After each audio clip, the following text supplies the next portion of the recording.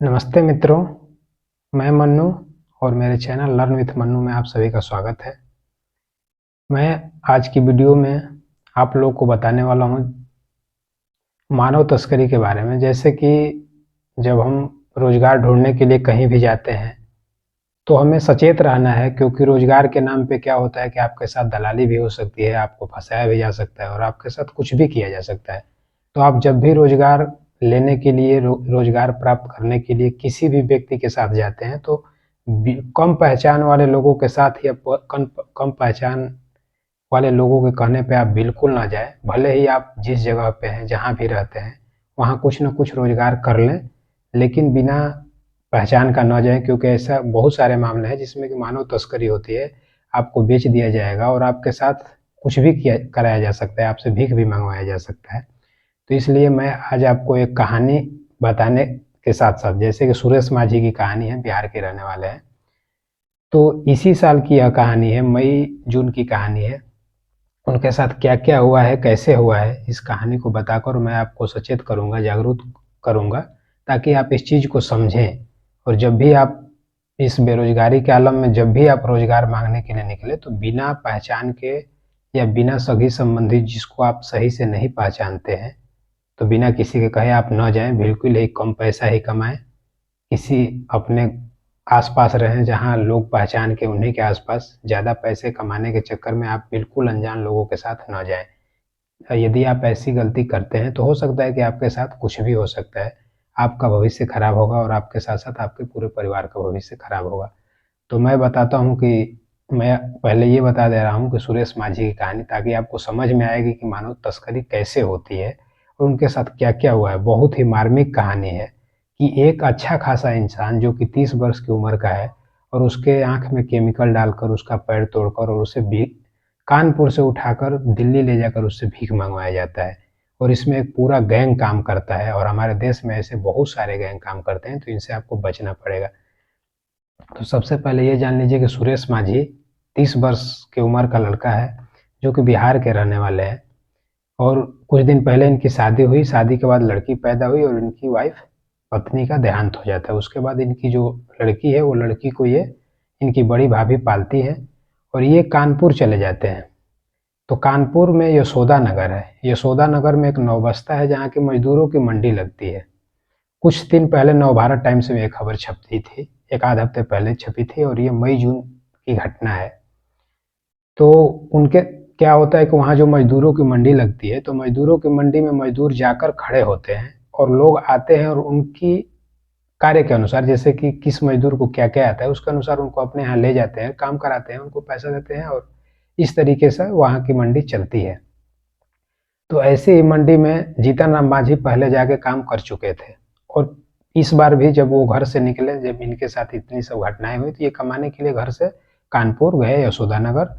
नौबस्ता में जाकर एक दिन सुबह ये मजदूरों की मंडी में खड़े थे। कोई विजय नाम का शख्स आया और इनसे पूछा कि आप काम करेंगे। इन्होंने अपनी बताया कि हम ये काम करते हैं, इनको उठा कर लेकर चला गया। तो ये पूरी कहानी बता रहे हैं कि इनको ले जाने के बाद रेलवे स्टेशन के बगल में झुग्गी झोपड़ी है, वहाँ पे ले जाकर इनको झुग्गी झोपड़ी के अंदर बंद कर दिया गया और वहाँ पे कई लोगों 3-4 लोग मिलकर इनको मारने लगे। मारने के बाद किसी ने अचानक इनके आँख में कुछ केमिकल डाल दिए, जिससे इनको बहुत तकलीफ हुई और आँख इनकी दोनों फूट गई। उसके बाद इनको पटका गया, फिर वहाँ से जब इनकी आँख फूट गई तो इनको एक इंजेक्शन दिया गया दर्द ना हो इसके लिए। फिर नौबस्ता से उठाकर कहीं और कानपुर ले जाया गया। वहाँ ले जाकर कई दिनों तक इनको प्रताड़ित किया गया और इनको कहा गया कि आपको अब भीख मांगना है।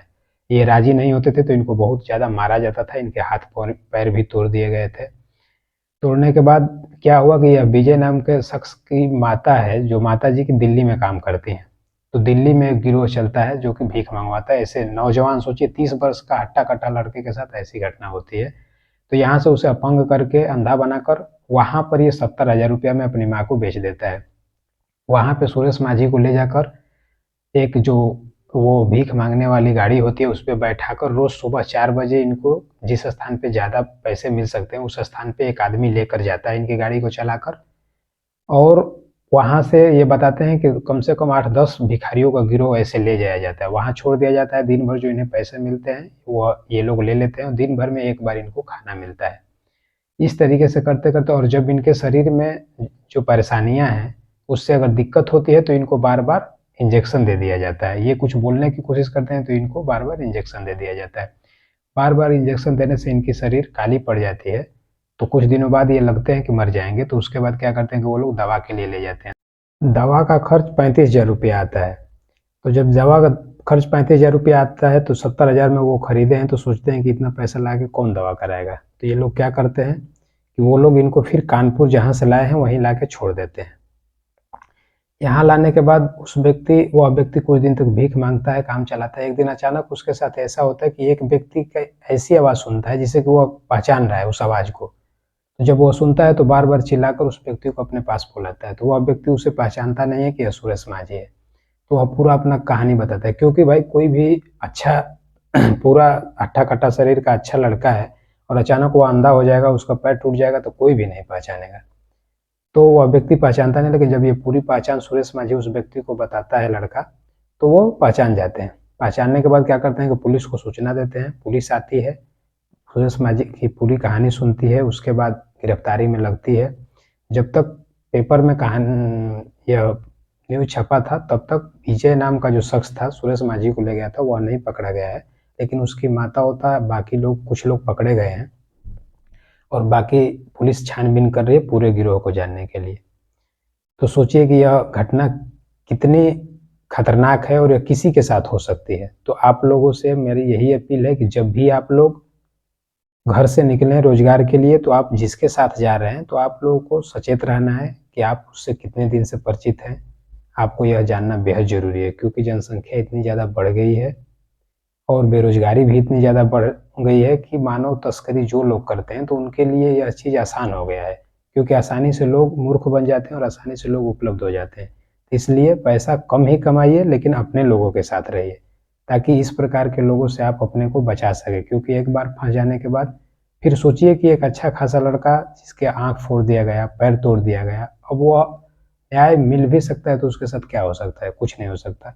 उसका भविष्य गया, उसके परिवार का पूरा भविष्य गया। तो इसलिए आप रोजगार पाने के चक्कर में थोड़ा भी जल्दीबाजी न कीजिए।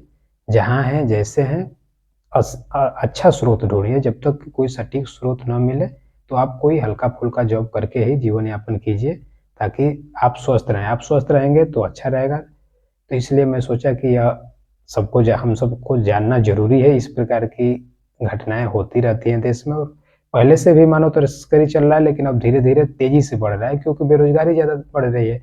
तो इसलिए यह बढ़ रहा है। तो आप लोगों को सचेत रहना है। अपने भाइयों, अपने हितैषियों जिससे भी आप लोग जुड़े हैं उनको सूचित करते रहना है, जो भी प्राइवेट जॉब करते हैं, ताकि वह ऐसे गिरोह से कभी न फंसे। जरूरी नहीं कि ये कानपुर में, ये पूरे देश में ऐसे गिरोह कार्य कर रहा होगा, लेकिन पकड़ में नहीं आता है क्योंकि उन लोगों के पास पैसा बहुत ज़्यादा होता है, तो वो लोग एडजस्ट कर लेते हैं।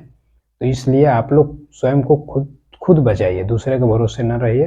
और जब तक कोई आपके संपर्क का अच्छा आपका जानकार न मिले तब तक उसके साथ आप रोजगार करने न जाइए।